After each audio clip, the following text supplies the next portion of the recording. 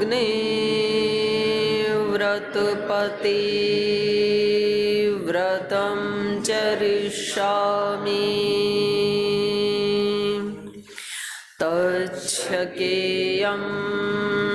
तन्मे राध्यताम्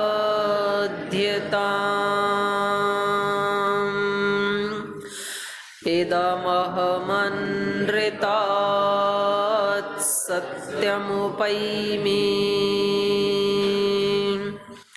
ॐ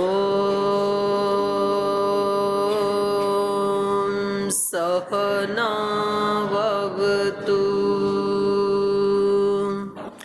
सहनौ भुनक्तु सह वीर्यं करवावहै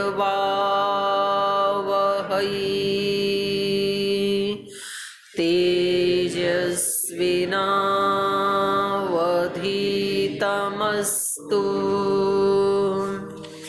मा विद्विषावहै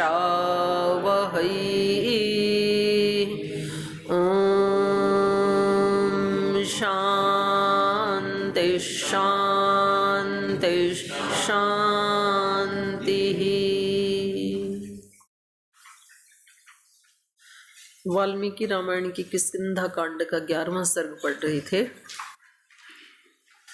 और इससे पहले प्रसंग चल रहा है सुग्रीव और बाली के युद्ध का। तो एक बार सुग्रीव जी बाली से युद्ध करने के लिए जाते हैं और पराजित होकर के वापस आ जाते हैं क्योंकि श्री राम उनकी हेल्प नहीं कर पाते हैं। श्री राम उनमें कोई भेद नहीं कर पाते बाली में और सुग्रीव में। तो यहाँ आने के बाद फिर सुग्रीव कहते हैं कि आपने ऐसे क्यों किया, तो बताते हैं भाई अब की बार कोई पहचान लगा के चलो।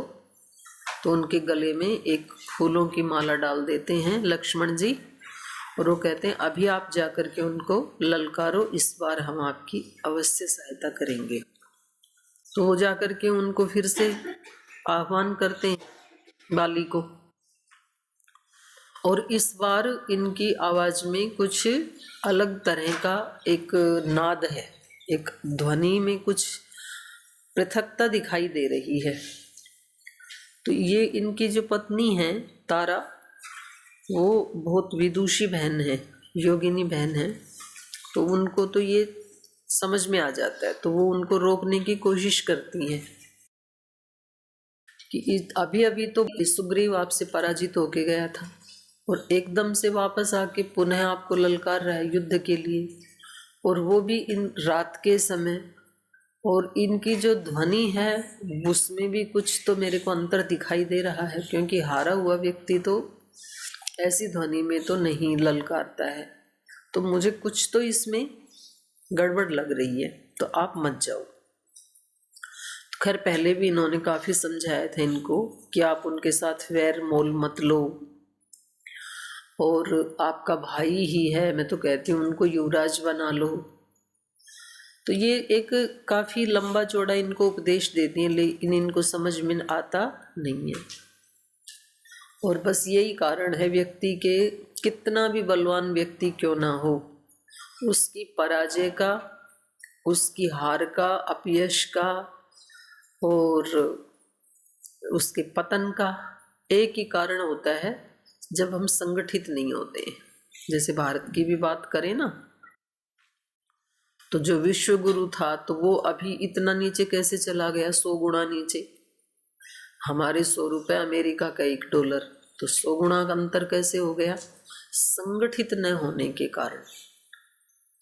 और ये आज भी दिखाई देता है, घर परिवार से लेके, संस्थान से लेकर के, संगठनों से लेकर के, व्यक्ति एक दूसरे के साथ मिलके नहीं रहना चाहता। ये सबसे बड़ी समस्या है। घर परिवारों में 2-3 भाई हों तो वो इसलिए अलग हो जाते हैं, वो घर की जो महिलाएं हैं वो इसलिए अलग हो जाती हैं कि मुझे इतने सारे लोगों की रोटी बनानी पड़ेगी, और फिर ये संस्कार जो है उनसे तो अलग करवा ही देता है। फिर अपना भी जो 2-4 लोगों का परिवार है उसमें भी उसको दिक्कत होती है। फिर तो फिर वो कहती है कि संडे संडे बाहर जाना चाहिए, 1 महीने में एक बार बाहर जाना चाहिए, या मैं बनाती हूँ तो दूसरे लोगों को भी हेल्प करनी चाहिए, सब्जी काटो आप लोग, या तो सफाई करो, मैं अकेली क्यों बनाऊं।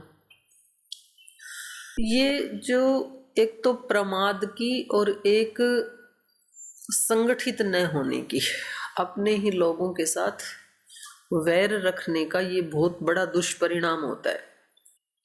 अगर तो वाली सुग्रीव के साथ मित्रता कर लेते पत्नी के समझाए जाने पर। अच्छा, ब्लेम फिर भी माताओं पे ही आता है, लेकिन कभी कभी तो पुरुष भी अपने उससे भी झगड़ा करते हैं, अहंकार के कारण भी।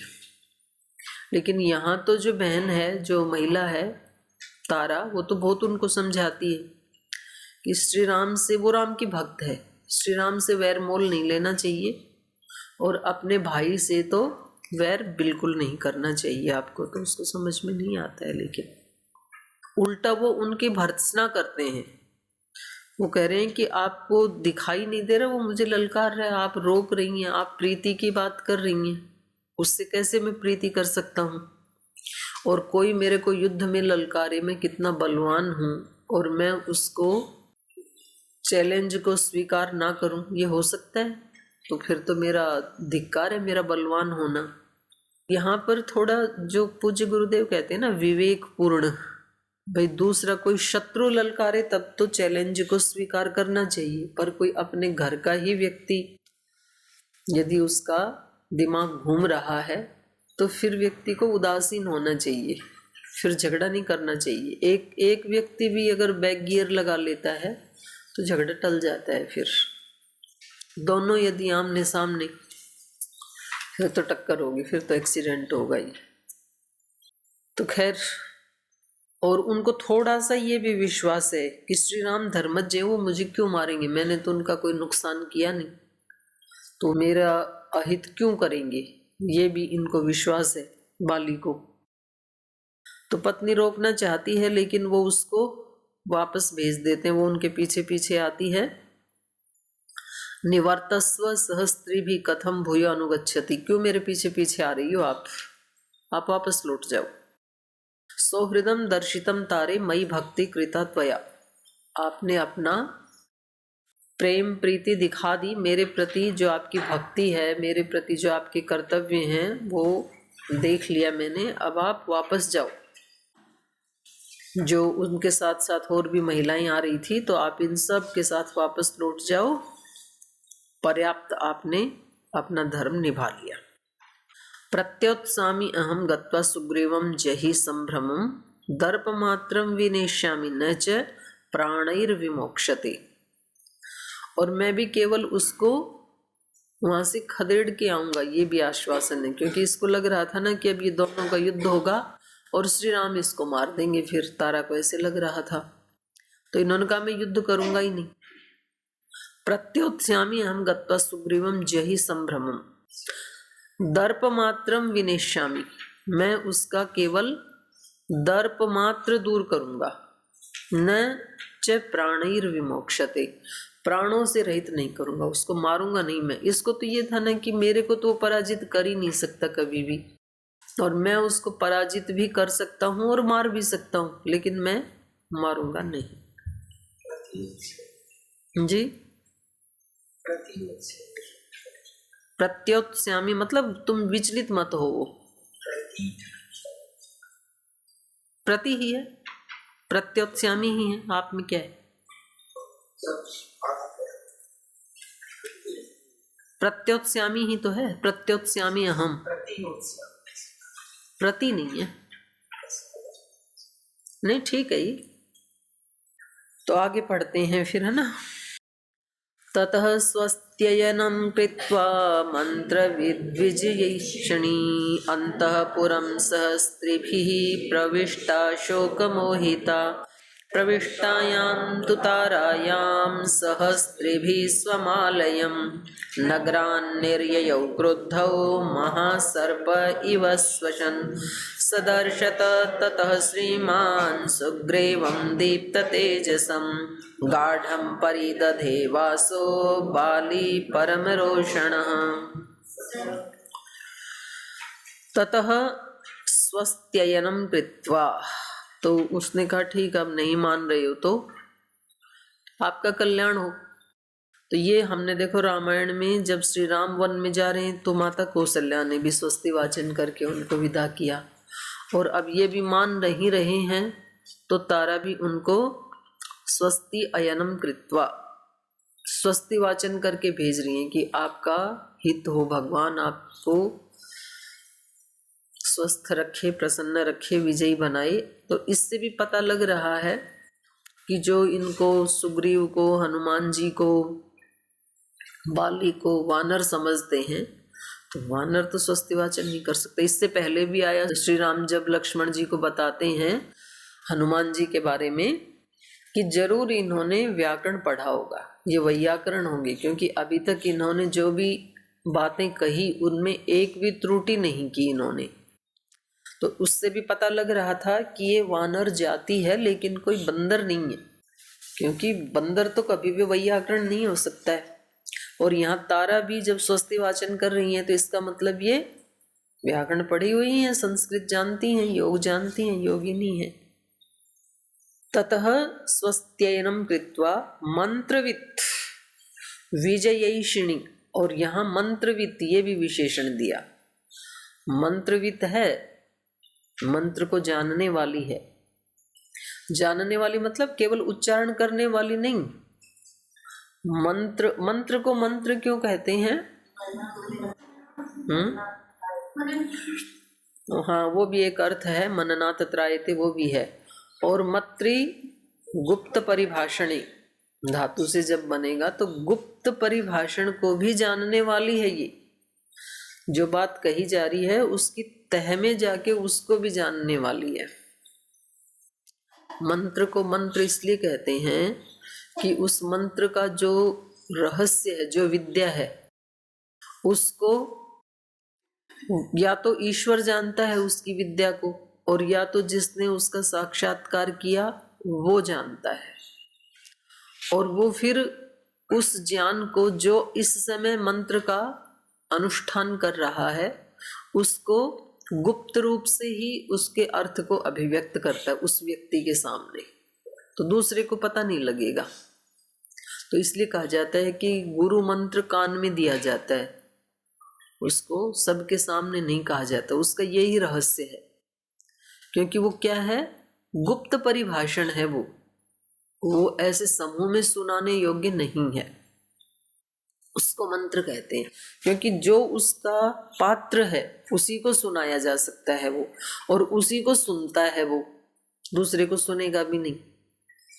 तो कहीं जाते हैं, जैसे किसी सिद्ध पीठ पे जाते हैं, किसी ऐसे स्थान पे जाते हैं जो जहाँ पर कोई सिद्ध महात्मा हो, तो वहाँ पर जो योगी है उसको तो उस स्थान के उस देवता की साक्षात अनुभूति हो जाती है, बाकी को नहीं होती है, क्योंकि वो पात्र नहीं हुए हैं अभी। तो तारा को ये अनुभूति क्यों हो गई थी कि अभी युद्ध होगा, और सुग्रीव ने जो इनको ललकारा है ये कोई सामान्य ललकार नहीं है, इसके बाद श्री राम इसका वध करेंगे, ये बचेगा नहीं। तो उसको ये गुप्त परिभाषण उसको ज्ञात था, ये मंत्रणा उसको पता थी, तो इसलिए उसको मंत्रविद कहा है। यहाँ पर उनको समझ में नहीं आया, बाली को समझ में नहीं आया, लेकिन तारा को समझ में आ रहा है। मंत्रविद विजयैषिणी, विजय की इच्छा रखने वाली सनंत प्रयोग है। अंतःपुरम सह स्त्री भी प्रविष्टा शोक मोहिता, शोक मोहिता शोक से चित्त विचलित हो गया है जिसका, मोह वही चित्ते। तो ऐसे शोक से संतप्त तारा स्त्री भी सह उन सब महिलाओं के साथ अंतःपुरम प्रविष्टा, अंतःपुर में उसने प्रवेश किया। देखो, जब हम ये श्लोक पढ़ते हैं ना, तो आप लोग सभी नीचे जो हिंदी में दिया है वो है इसका भावार्थ, उसको मत देखा करो। तो संस्कृत में किसी भी ग्रंथ को पढ़ने का जो तरीका है वो है पहले शब्दार्थ, संधि विच्छेद, उसका कारक और समास, और फिर अन्वय, तो वो सब हमें आना चाहिए। तो अन्वय कौन सा शब्द कहाँ जाके जुड़ेगा उसके ऊपर भी आप ध्यान दिया करें, क्योंकि वो इसमें तो केवल भावार्थ है, भावार्थ सबसे लास्ट में आता है। तो किस शब्द का क्या अर्थ है, कहाँ कौन सा संधि हुई है, इसमें समास क्या है, और फिर इसका अन्वय कैसे बनेगा। आगे, प्रविष्टायाम तो तारायाम सह स्त्रीभिः स्वमालयम नगरात निर्ययौ क्रुद्धौ महासर्प इव स्वसन।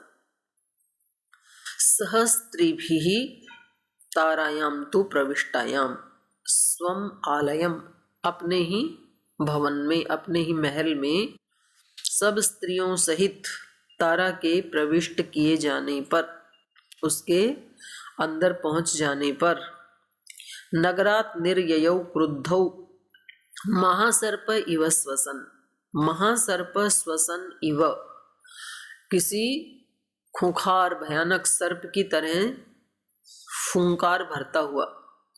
स्वसन, जो भयानक सर्प होता है उसकी फूंकार से भी विष निकलता है, उससे भी लोगों को पैरालिसिस हो जाता है। तो ऐसे श्वास लेता हुआ, मतलब विष उगलता हुआ, नगरात क्रुद्धौ निर्ययौ, अपने नगर से ये क्रोधित अवस्था में निकल गया। कौन? सदर्शतः ततः श्रीमान सुग्रीवं दीप्त तेजसम गाढ़ं परिदधे वासो बाली परम रोषणः। ततः, तत्पश्चात, स श्रीमान सुग्रीवम दीप्त तेजसम ददर्श। अभी हार के गया, दीप्त तेजस कैसे हो सकता है व्यक्ति? अभी अभी तो पराजित होके गया था, लेकिन इस समय इसके चेहरे का तेज एक अलग ही प्रकार का दिखाई दे रहा है। कैसे? श्री राम की कृपा से जिसके ऊपर कोई ऐसी बड़ी कृपा हो जाती है तो फिर उसकी कांति अलग ही तरह की बन जाती है, फिर एक अलग ही आभा हो जाती है उस व्यक्ति की। तो इसलिए ये दीप्त तेज वाला हो रखा है। और ये दीप्त तेज व्यक्ति कब होता है? किसी की कृपा जब मिलती है तो कैसे होता है? क्योंकि वो मन से आश्वस्त है, मन का प्रभाव पड़ता है। कितनी भी किसी की कृपा हो, पर हम मन से आश्वस्त नहीं है, हमारे मन में डाउट ही है कि पता नहीं, गुरु जी कह तो रहे हैं कि जिसके ऊपर गुरु की कृपा होती है उसका बाल भी बांका नहीं होता है। ठीक है, बाल बांका एक विनय देव जी का नहीं हो सकता, एक आर्ष देव जी का नहीं हो सकता क्योंकि बाल है ही नहीं तो बांके कहाँ से होंगे। तो ये तो पूर्ण आश्वस्त है। बाकी जिनके बाल हैं उनको डाउट होता है कहीं बांका हो गया तो, किसी ने ऐसे फटकारा मारा, वो इधर चला गया तो बाल मेरा। तो जब तक ये डाउट है तब तक बांके होने के पूरे चांस है। कितना भी किसी भी गुरु का, माता पिता का, भगवान का आशीर्वाद कभी भी उसमें लेस नहीं होता है, राहित्यता नहीं होती है उसमें, रहितता नहीं होती है। वो कभी भी कृपा उनकी ना हो ऐसा नहीं होता, हमेशा बनी ही हुई होती है, नित्य निरंतर। माता पिता की कभी अकृपा नहीं हो सकती है, चाहे हम कितना अपराध भी कर दें तो भी कृपा बनी ही रहती है उनकी, क्योंकि वो माता पिता है। गुरु की कभी अकृपा नहीं होती है, हम कुछ उल्टा सीधा भी कर देते हैं, कभी त्रुटि भी कर देते हैं, तब भी कृपा बनी ही रहती है।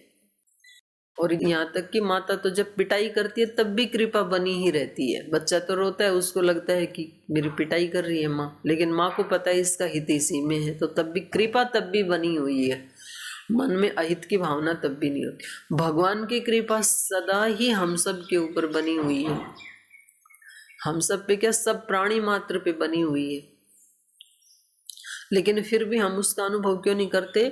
हम डाउटफुल हैं, हमें ये संशय है कि पता नहीं कृपा है कि नहीं है, पता नहीं मैं सक्सेस होऊंगा कि नहीं होऊंगा, पता नहीं ऐसा होगा कि नहीं होगा।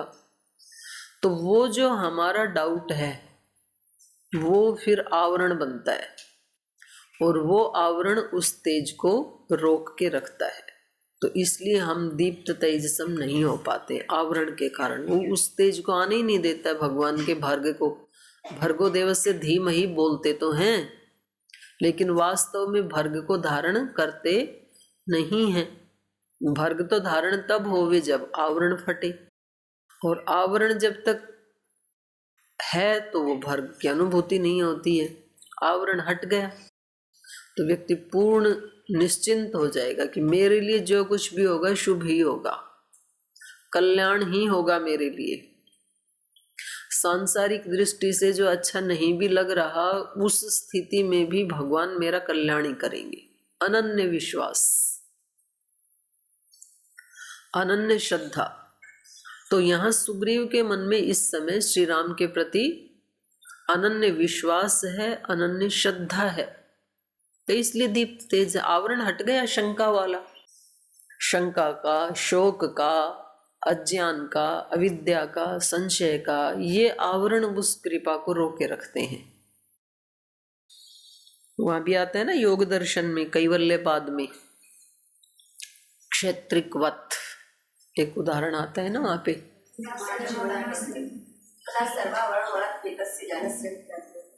नहीं नहीं, स्टार्टिंग में है वो, व्यास भाष्य में है,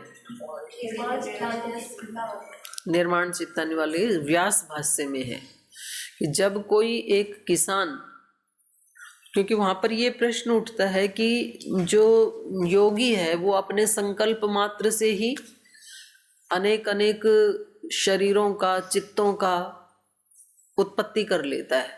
5 प्रकार की सिद्धियां बताई है ना वहां पर, जन्म, औषधि, मंत्र, तप, समाधिजा, सिद्धया।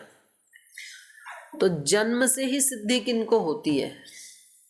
जन्म से भी सिद्धि होती है। जन्म से सिद्धि होती है देवताओं को और भूत प्रेत आदि को, पिशाच आदि को, गंधर्वों को। कुछ ऐसी जातियां हैं उनको जन्म से ही ये सिद्धि होती है। कौन सी सिद्धि होती है? देहांतरिता। वो कोई भी देह धारण कर सकते हैं, ये सिद्धि होती है उनको जन्म से ही। उनका जन्म ही उस योनि में तब हुआ जब उसके ऐसे कर्माशय थे, और उस योनि में जब जन्म हो गया तो अब उसके पास जन्म से ही ये सिद्धि है कि वो देहांतरिता को प्राप्त कर सकता है।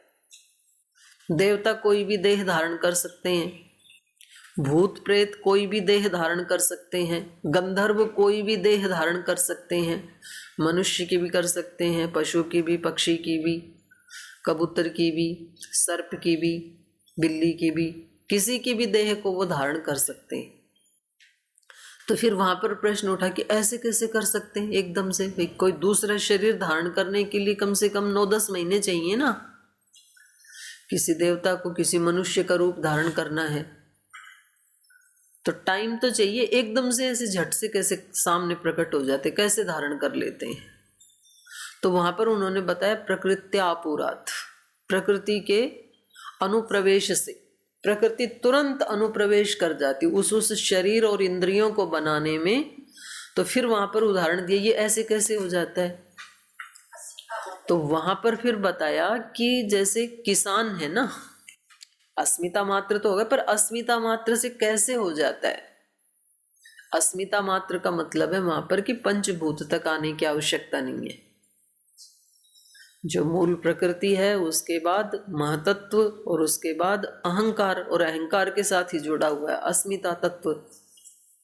तो वहां से ही उसको वो देह धारण करने का मतलब उसको सूक्ष्म मात्राओं तक, पंचभूतों तक आने की आवश्यकता ही नहीं है।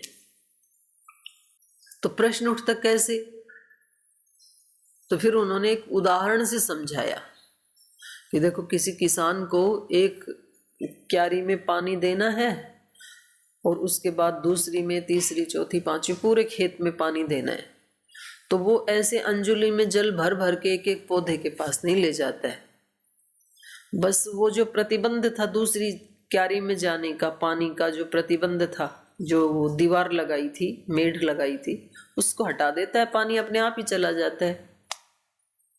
तो ये आवरण था, ये जो क्यारी बनाई थी ये क्या था? पानी का आवरण। आवरण को हटा दिया, पानी अपने आप ही चला जाएगा पूरे खेत में। तो ऐसे ही हमारे चित्त के ऊपर आवरण है, ये संशय का आवरण जब तक है, होगा कि नहीं होगा। अविश्वास का आवरण है, अविद्या का आवरण है, अज्ञान का आवरण है, तो तब तक फिर वो कृपा, वो भर्ग, वो तेज और वो भगवान की दिव्य अनुभूति, उसकी उपस्थिति की अनुभूति वो हो नहीं पाती है। तो यहाँ पर सुग्रीव जो है उसको पूर्ण श्रद्धा है, थोड़ा सा लेश मात्र भी संशय नहीं है। तो जिस दिन लेश मात्र संशय नहीं हो तो उस दिन तो हर व्यक्ति दीप्त तेज ही होता है। और कभी ना कभी ऐसे क्षण सबके जीवन में आते हैं जब पूर्ण हम आश्वस्त होते हैं, तो उस समय व्यक्ति दीप्त तेज होता है। और हर व्यक्ति के जीवन में डाउट भी आते हैं, तो जब जब डाउट की स्थिति में होते हैं तब तक दीप्त तेज नहीं होते हैं। तो पिछली बार था ये डाउट की स्थिति में, पराजय होगी। इस बार डाउट की स्थिति में नहीं है। तो इन्होंने, बाली ने वहां जाकर के सुग्रीव को दीप्त तेजसम सुग्रीवम ददर्श गाढ़म परिदधे वासो बाली परम रोषण। और ज्यादा इसको रोष आया, और ज्यादा क्रोधित हो गया। परम रोषण बाली, मतलब शत्रु अगर मुस्कुराता हुआ दिख जाए तो गुस्सा और ज्यादा बढ़ जाता है। अच्छा, बड़ा इसको अपने आप में कॉन्फिडेंस हो रहा है, अभी बताता हूँ तेरे को। इसलिए गाढ़म वासो परिदधे, अपने जो वस्त्र हैं वो पोजीशन ले ली उसने युद्ध करने वाली। जैसे आपको दंड बैठक लगानी होती है तो अपने वस्त्रों को अलग तरह से सेट कर लेते हैं ना, तो ऐसे इसने युद्ध के लिए अपने वस्त्रों को कसकर बांध लिया। गाढ़म परिदधे वास बाली परम रोषण, सामान्य रोष नहीं है, परम रोष है, अत्यंत क्रोधित हैं। उसको रिलैक्स देख करके, उसको तेजस्वी देख करके।